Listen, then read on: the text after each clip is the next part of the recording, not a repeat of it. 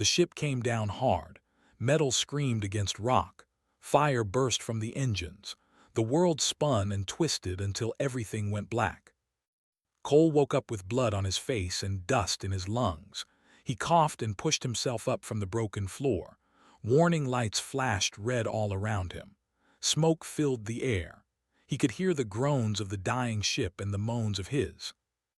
They had crashed on 7, a dead world, a wasteland of red sand and sharp rocks that stretched to the horizon in every direction. The twin suns burned overhead like angry eyes. There was no water here, no life, nothing but endless desert. Crawled through the wreckage and found the others, 3 and 2, all alive, all angry.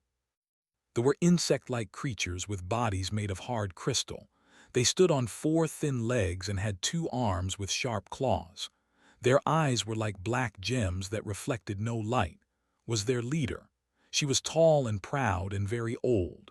Her crystal shell had a blue color that showed her high rank. They were different. They were huge reptiles with thick scales and powerful tails. Their arms were like tree trunks.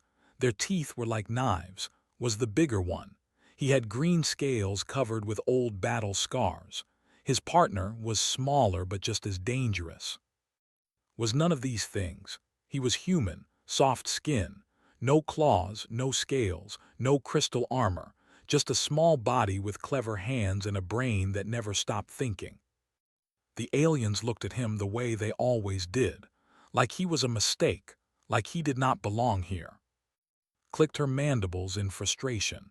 "The engine core is destroyed," she said. Her voice was cold and sharp like breaking glass. "We cannot fly. We cannot call for help. The communication array is damaged." "Can we fix it?" asked. His deep voice rumbled like thunder. "Perhaps," said, "but it will take time, many days." Walked to the broken console and studied the readings. His fingers moved across the controls. "The distress beacon still works," he said, "but the signal is weak. It will take 6 days for anyone to find us." 6 days, growled. 6 days on this dead rock. The aliens began to argue about what to do. They talked about rations and water. They talked about the heat and the cold nights. They made plans and gave orders. No one asked for his opinion. He did not mind. He had learned long ago that aliens did not respect humans. They had been traveling between stars for 12,000 years. They had conquered 100 worlds before humans even learned to make fire. In the eyes of the galaxy, humanity was young and weak and unimportant, but had his own plans. While the others argued, he walked outside. The heat hit him like a wall. The air was dry and tasted like metal. He pulled his goggles down over his eyes and looked at the horizon. The wind was blowing from the north.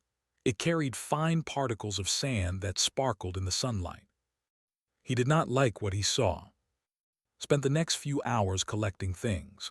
Broken pieces of hull plating, cables and wires, metal rods and sheets of torn fabric. He dragged everything to a flat area about 50 meters from the crashed ship. Found him there as the first sun began to set. She watched him work with her black gem eyes. Her mandibles clicked in confusion. "What are you doing, human?" she asked. "Building a shelter," said. A shelter made a sound that might have been laughter. "We have the ship. Damaged, yes, but it will protect us from the elements." "No," said, "it will not." He pointed to the north. The sky was turning a strange color there, dark orange, almost brown. The wind was getting stronger. "Something is coming," he said. "I need to be ready." Looked at the sky. She looked at the pile of scrap metal at its feet. She looked at the small human with his soft skin and his simple tools. "You are wasting your time," she said. "My people have survived on worlds far more dangerous than this. We do not need human advice." She turned and walked back to the ship, and were waiting there. They saw working in the distance and laughed. "The human is playing with garbage," said. "Perhaps he is building a nest like a small animal." "Let him play," said. "At least he is not in our way." Inside the ship, the aliens made their camp. They were not worried. They had shells of living crystal that could stop a bullet. They had scales that could survive plasma fire. They had evolved on harsh worlds. They had conquered nature itself. What could this dead desert do to them? Outside kept working. He did not stop when darkness fell. He used lights from his helmet to see. His hands bled from the sharp metal. His muscles burned from the heavy lifting. But he did not stop. He had seen the readings on the weather scanner before it broke. He had seen the pressure changes and the wind patterns. He knew what was coming. The others did not listen. They never did. Humans were too young, too soft, too primitive. What could a human possibly know that the ancient races did not? Hammered another piece of metal into place and looked at the northern sky. The strange color was spreading. The wind was howling now. He worked faster. They would learn, he thought. They would all learn. The galaxy had made a mistake when it dismissed humanity, and soon, very soon, they would understand why. The wind screamed across the wasteland, kept building. The second day on 7 was hotter than the first. The twin suns rose together and turned the desert into an oven. The air shimmered with heat. The rocks were too hot to touch. Had not slept. His eyes were red and tired. His hands were wrapped in bandages to cover the cuts from the sharp metal, but his shelter was taking shape. It was not beautiful. It was not elegant. It was ugly and strange and looked like something a child might build from broken toys. The walls were not straight. The roof was low and sloped at odd angles. Cables stretched from every corner like the web of a drunk spider. The aliens watched and laughed. "What is that thing?" asked. He stood with his massive arms crossed over his chest. His scales glittered in the sunlight like armor made of emeralds. "It looks like garbage," said. "The human has made a pile of garbage and called it a building." "Perhaps on Earth this is considered architecture," said. Both laughed. The sound was deep and rumbling, like boulders rolling down a mountain.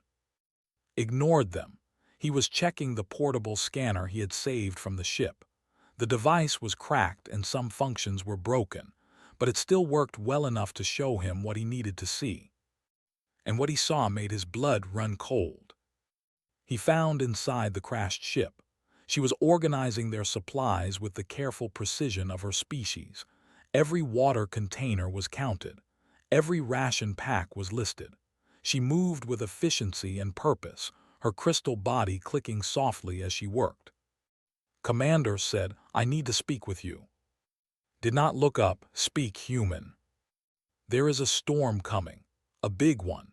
My scanner shows a Class 9 atmospheric event approaching from the north. It will reach us in about 18 hours. Now looked at him. Her black gem eyes showed no emotion. "A storm," she repeated. "Yes, a sandstorm, but not like any sandstorm you have seen before. The sand on this planet is made of silicon glass. The particles are very small and very sharp. When the wind carries them at high speed, they can cut through almost anything." "Can they cut through crystal?" asked. There was a hint of amusement in her voice. "I believe they can," said. "The particles are harder than your shell, and the wind speed will be extreme, over 400 kilometers per hour." Was quiet for a moment. Then she made that clicking sound again, the one that meant she was laughing. "Human," she said, "my people have lived on worlds that would kill your entire species in minutes. We have survived acid rains and fire storms and ice winds that freeze blood in seconds. We have dug our way through the hearts of dying planets. Do you think a little sand will harm us?" "Commander, please listen. This is not ordinary sand, and this is not an ordinary storm. We need proper shelter. My structure outside is designed to deflect the wind and particles. If we all stay inside, we can survive." "Your structure," walked to the broken window and looked outside its creation. "That thing, that ugly pile of scrap metal." "It is not about beauty," said. "It is about survival." "And I say we do not need human survival lessons," turned her back on him. "My crew will burrow beneath the sand if necessary. That is what our ancestors did. That is what we will do. that can hide behind the rock formations. Their scales will protect them. The sand here is less than 1 meter deep before you hit solid rock. You cannot burrow, and the rock formations will not block the particles. They are too small. They will find every gap in the scales. Spun around. Her eyes were now hard and angry. "Enough," she said. "I have commanded expeditions for 200 of your human years. I have led my people through dangers you cannot imagine. I do not need advice from a species that has only been among the stars for 3 centuries." Stood very still. He knew he should stop. He knew he was making her angry, but he also knew he was right. "Commander," he said quietly, "I am only trying to help. Please, come look at the shelter. Let me show you how it works." "I have seen your shelter," said. "It is a waste of materials that could be used for repairs. Every hour you spend on that foolish project is an hour lost. You should be helping us fix the communication array. You should be making yourself useful." "I am making myself useful. I am trying to save our lives." "Our lives are not in danger from sand," pointed one sharp claw at the door. "Go back to your pile of garbage, human. Play your little survival games, but do not waste my time with your primitive fears." Left the ship. Outside, the wind was getting stronger. The strange color on the northern horizon had grown darker. It now covered a quarter of the sky like a spreading bruise. He walked past the. They were sitting in the shade of a large rock, conserving their energy in the heat. Looked up at him. "Still building your nest, little human?" he asked. "Still building," said. "You should rest, save your strength. This is a harsh world." "Yes," said he. Looked at the darkening sky. "It is." He returned to his shelter and continued working. The walls were almost done now. He needed to reinforce the cables and seal the gaps. He needed to create a proper entrance that could be closed against the wind. He worked through the heat of the day. He worked as the suns began to set. He worked as the first stars appeared in the darkening sky. The aliens watched from the ship and the rocks. They shook their heads. They made jokes. They called him crazy and foolish and weak. Did not care. He knew something they did not know. He knew something that his ancestors had learned through 10,000 years of survival on a planet that tried to kill them every day. Being strong was not enough. Being tough was not enough. Sometimes the only thing that mattered was being ready. The wind howled across the wasteland. The northern sky turned black. Sealed the last gap and stepped back to look at his creation. It was ugly. It was crude. It was nothing like the elegant technology of the or the powerful weapons of the. But it would work. It had to work. Because the storm was coming, and there was no more time. The storm came with a sound like the end of the world. Was inside his shelter when he heard it. A deep roar that started as a whisper and grew into a scream. The ground began to shake. The air pressure changed so fast that his ears popped. He looked through the small gap in his door and saw something that made his heart stop. The entire northern horizon had become a wall of blackness and fury that stretched from the ground to the sky. It was moving toward them faster than anything he had ever seen. Lightning cracked inside the darkness. The wind ahead of it was already strong enough to knock a man down. And then it hit. The sound was impossible. It was louder than thunder, louder than a rocket launch, louder than anything had experienced in his entire life. The shelter shook and groaned. The walls bent inward from the pressure. Cables snapped tight and vibrated like guitar strings. But the shelter held. Pressed himself against the floor and covered his ears. Even inside, the noise was painful. He could feel the structure moving around him, flexing and bending. But the angled walls pushed the worst of the wind up and over. The low profile kept the shelter from being ripped away. The cables distributed the force across the entire frame. It was working. His ugly pile of garbage was working. Outside, things were very different. They had been confident. They had faced fire and war. They had fought in the pits of their home world where only the strong survived. Their scales had stopped bullets and blades and burning plasma. What could sand do to them? They found out in the first 30 seconds. Was the first to realize something was wrong. The wind hit him like a solid wall, pushing him against the rock formation. That was expected. That was manageable. But then the sand arrived. It was not like normal sand. It did not flow around him in gentle waves. It came as a million tiny knives, moving faster than the eye could see. Each particle was smaller than a grain of salt and harder than glass. The first particles found the gaps between his scales. Roared in shock and pain. He felt tiny cuts appearing all over his body. The sand was getting under his armor. It was slicing into the soft skin beneath his scales. Blood began to seep from 100 small wounds.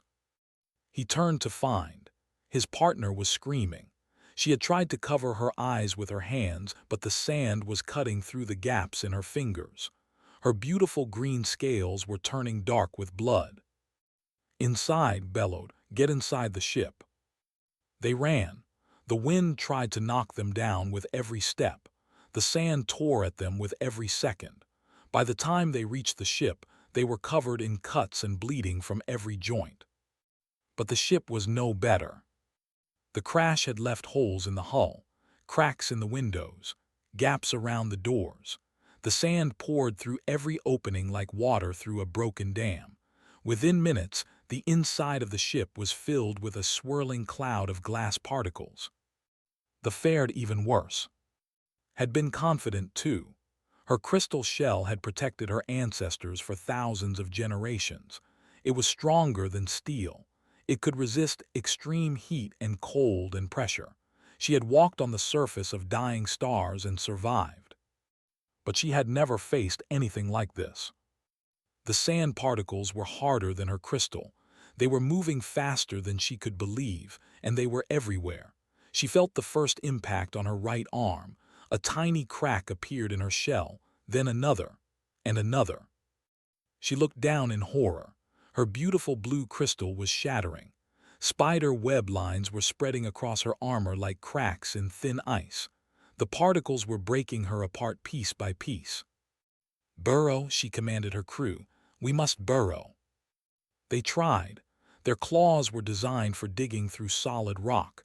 Surely they could dig through simple sand, but had been right.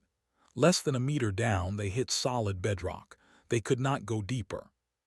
The sand was everywhere, above them, around them, inside them. One of her crew, a young named, screamed as a large piece of his shell broke away completely. Green blood sprayed from the wound. Looked around in desperation. The ship offered no protection. The rocks offered no protection. There was nowhere to hide. They were going to die. All of them were going to die on this worthless desert planet because she had been too proud to listen. And then she saw it.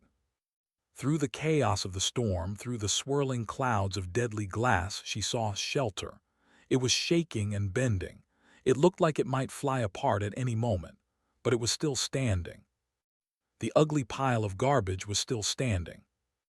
A flash of lightning lit up the scene. She saw his face in the small window of his shelter door. He was looking at them, watching them die. For a terrible moment, she thought he would simply close the window and let them suffer the consequences of their pride. But he did not. The door opened, appeared in the gap leaning against the wind. His goggles were down over his eyes. His clothes were wrapped tight around his body. He was screaming something, but the wind took his words away. He was waving at them, calling them, inviting them in. Did not hesitate. Pride meant nothing when you were dying. She grabbed and began dragging him toward the shelter. Her remaining crew member followed close behind. Blood dripped from all of them, leaving dark stains in the sand. They saw them moving, grabbed and ran. His powerful legs drove through the wind. His scales were covered in blood, but he did not stop. They ran toward the only hope they had. They ran toward the human and his worthless shelter. They ran toward survival. The door of the shelter grew closer. was still there, holding it open against the terrible wind. His small human body looked like it might blow away at any moment, but he did not move. He did not give up. One by one, they crawled inside. The door slammed shut behind them. And suddenly, impossibly, there was silence. Outside, the storm raged on. The wind screamed. The sand tore at everything. But inside the ugly little shelter, there was only the sound of heavy breathing and the drip of blood on metal. They were alive. Against all logic, against all expectation, they were alive. And they owed their lives to the human they had mocked. The shelter was small, too small for 5 large aliens and 1 human. They were pressed together in the darkness, bleeding and shaking and trying to breathe. The walls groaned around them. The wind screamed outside like a living thing trying to get in. Every few seconds, something would hit the structure with a loud bang. Pieces of rock, chunks of metal from the ship. The storm was throwing everything at them. But the shelter held. Moved through the cramped space with a light attached to his head. He had a medical kit in his hands. It was small and meant for humans, but some of the supplies would work for others too. He went to first. The young was in bad shape. A large piece of his crystal shell was missing from his side. The wound underneath was green and wet and pulsing with each heartbeat. "I need to stop the bleeding," said. His voice was calm and steady. "This might hurt." Nodded, he could not speak. His mandibles were clamped shut against the pain. Cleaned the wound as best he could and applied a special gel that would seal it closed. The gel was made for human skin, but it worked on the flesh underneath the crystal, made a high-pitched sound but did not move. "You are brave," said. "Hold on, the storm will pass." He moved to next. Her wounds were smaller, but there were many of them. Dozens of cracks covered her shell. She was leaking fluid from multiple places. Worked quickly, sealing what he could and bandaging the rest. Watched him work. Her black gem eyes followed every movement of his hands. She had cuts of her own, but she ignored them. She was thinking, remembering, regretting. They were in the corner, had his arms wrapped around, protecting her with his body. Both of them were covered in blood. The sand had found every gap in their scales. They looked like they had been in a terrible fight. Came to them with his medical kit. "Let me see your wounds," he said. Looked at him for a long moment. His golden eyes were filled with something new, something that had not been there before. Then he slowly lifted his arm and showed the damage. The cuts were deep in some places. The sand had sliced through the soft skin between his scales and left long gashes that still bled slowly. Worked in silence, cleaning and sealing and bandaging. "Why did you help us?" asked. His deep voice was quiet now, almost gentle. Did not look up from his work. "Because you needed help. We mocked you, we called you weak, we laughed at your shelter." "Yes. But you still opened the door, you still let us in." Finished the last bandage and sat back. He looked up at the massive with his tired human eyes. "On my world," he said, "we have many stories about storms. Hurricanes that destroy cities, tornadoes that kill without warning, sandstorms that strip the flesh from bones. My ancestors faced these things for thousands of years." The shelter creaked and groaned around them. The wind howled like a hungry beast. "We are not strong like you," continued. "We have no scales, no armor, no claws. A child could kill a human adult with one hand. Can survive things that would destroy us instantly. We are soft, we are fragile, we are weak." Made a clicking sound. It was not laughter this time. It was something else, something like shame. "But we survived," said. "For 10,000 years we survived on a planet that tried to kill us every day. Ice ages that covered the world in frozen death. Floods that drowned entire lands. Plagues that killed millions. We had no crystal shells to protect us. We had no scales to stop the cold. We only had this." He tapped the side of his head. "Our brains, our ability to think, to plan, to build. We learned to read the clouds and predict the rain. We learned to build shelters that could stand against the wind. We learned to work together when the world tried to tear us apart. The shelter shook from a massive gust. Everyone tensed, but the walls held firm. The cables stretched but did not break. The ugly structure continued to do its job. "This shelter is not beautiful," said. "It is not elegant. It would make an architect laugh. But it works. The walls are angled to push the wind up and away. The low profile keeps the pressure stable. The cables let the structure flex instead of break. It bends but does not fall." He looked around at the aliens who had mocked him, who had called him weak, who had dismissed his warnings. "Humans are not the strongest species in the galaxy," he said. "We are not the oldest but we are very good at one thing. We are very good at not dying." Made a strange sound. It took a moment to realize she was laughing, not mocking him, just laughing at the simple truth of his words. "Too stubborn to die," she said. "I think I understand now." Nodded slowly. "On my world we say that true strength is not in the body, it is in the will to fight when fighting is hopeless, the will to survive when survival is impossible." He looked at with new respect. "You have this will, human, more than any of us." Spoke at last. Her voice was soft, humble, changed. "I owe you an apology," she said. "I was proud, too proud to listen, too proud to learn. I thought my age and experience made me wise, but wisdom is knowing when you are wrong, and I was wrong about you." Shook his head. "You do not owe me anything. We are a team. We survive together or we die together. That is how it works." The storm continued to rage outside. The hours passed slowly in the cramped shelter. They talked to stay awake. They shared stories of their worlds. The spoke of crystal caves that sang with the wind. The spoke of great battles and ancient honors, and spoke of Earth, of blue oceans and green forests, of cities that touched the sky and ships that crossed the stars. They learned about each other. They began to understand. And slowly, hour by hour, the storm began to weaken. The wind lost its anger. The sand settled back to the ground. The terrible roar faded to a whisper and then to silence. When finally opened the door, they saw a new world outside. The landscape had been completely changed. The rock formations were smoothed and reshaped. The ship was half buried in sand. Everything looked different. But they were alive. All 6 of them were alive. And they had survived together. The twin suns rose over a changed world. The storm had transformed 7. Sand dunes now stood where flat ground had been. Rock formations had been worn into strange new shapes. The crashed ship was almost invisible, buried under meters of glass particles. Stood outside his shelter and watched the sunrise. His body ached. His hands were raw and bleeding. He had not slept in 3 days, but he was smiling.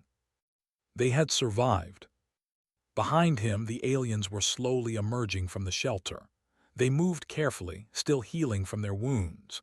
Had to be helped by. They walked stiffly, their scales still marked by dozens of sealed cuts.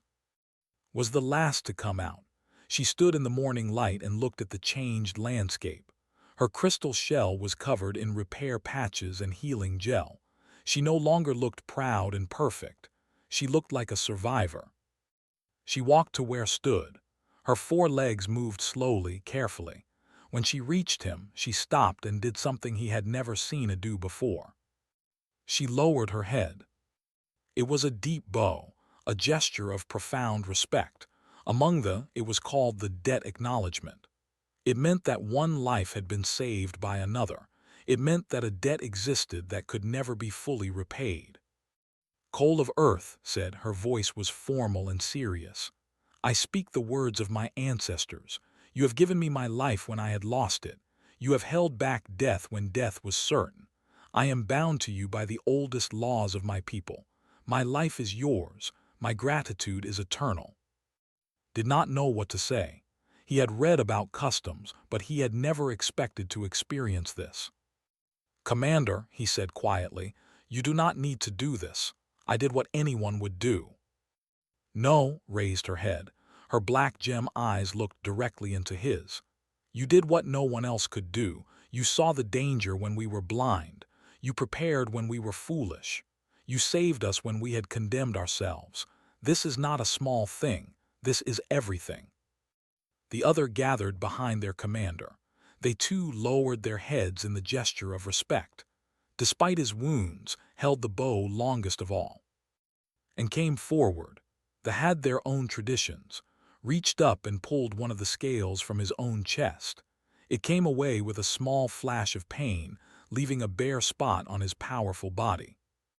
"Among my people," said, "we give this to those who have earned our honor. You have saved my life and the life of my bonded partner. You have shown courage that we failed to show. Take this scale, Cole. Keep it with you always.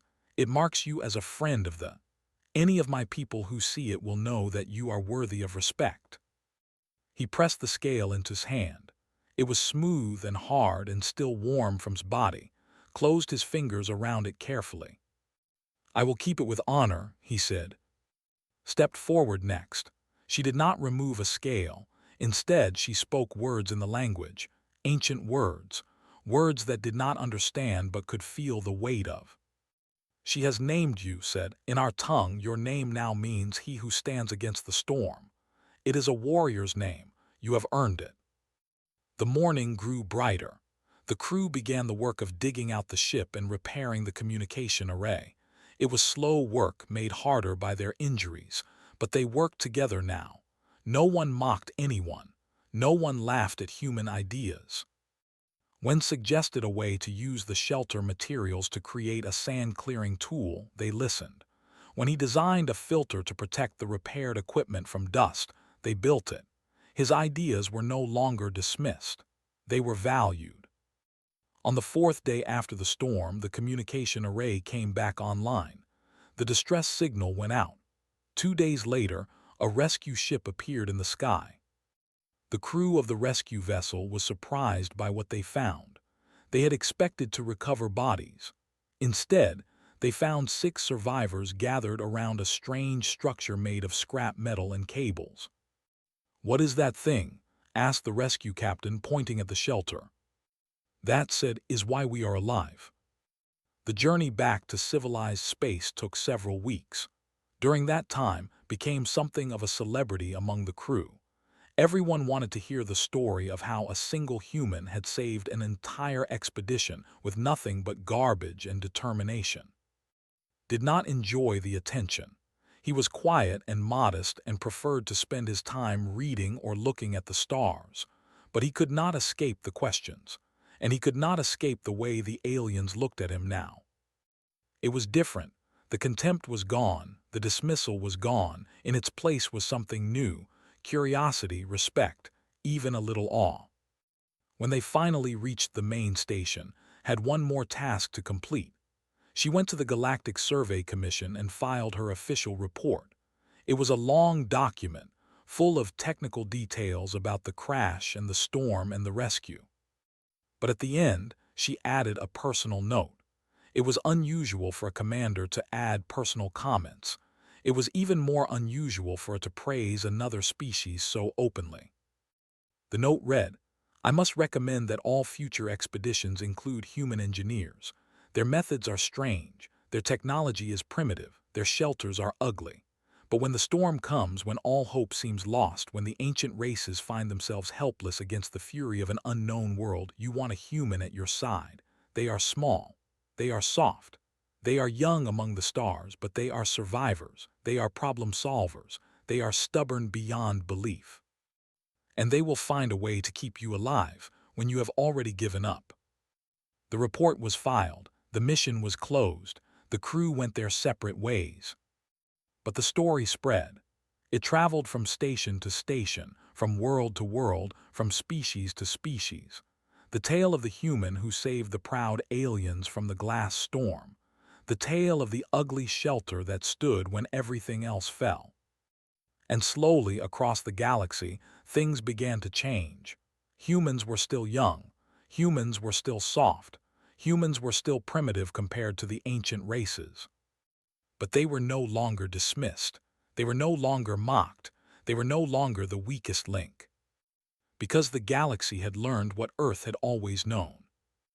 Being strong was not about armor or scales or crystal shells. Being strong was about refusing to give up. Being strong was about building an ugly shelter in a wasteland and believing it would hold. Being strong was about opening the door when the storm came and letting others in. And in that kind of strength, humans had no equal. Cole returned to Earth eventually. He went back to his simple life as an engineer. He kept scale in a box by his bed. He never forgot the sound of the storm or the feeling of the shelter shaking around him. Sometimes, late at night, he would look up at the stars and wonder if the others remembered too.